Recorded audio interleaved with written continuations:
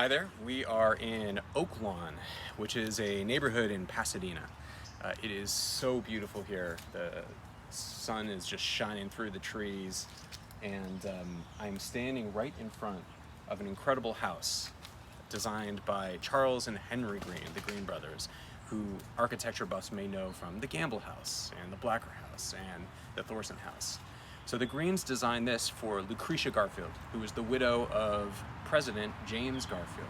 He was assassinated in 1881, just a couple months after he assumed the presidency.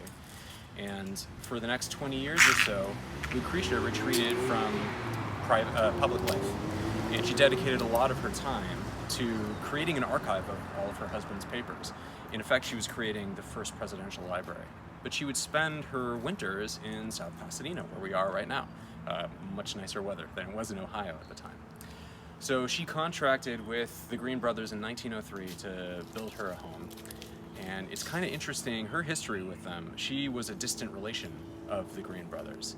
There's some correspondence between them where she's recommending a book that was written about their branch of the Greene family based on the East Coast. So they completed this house behind us in 1904. And Lucretia lived in it for the next 14 years until she died at the age of 85 in 1918. And her daughter actually lived here with her for part of the time. So this is a wonderful example of a California bungalow, but you can also tell, if you look at the facade for a while, that they were working on the style that would become so quintessentially theirs with the Gamble House. They hadn't quite mastered that whole total bungalow experience where everything is interconnected.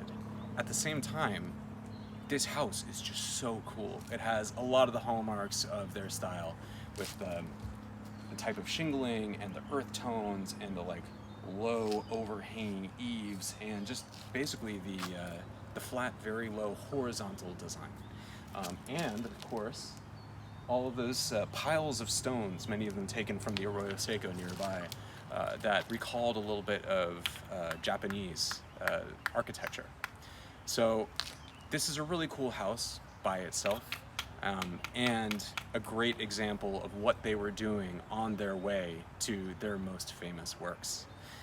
So in 2015, this thing was sold for $3 million, I believe.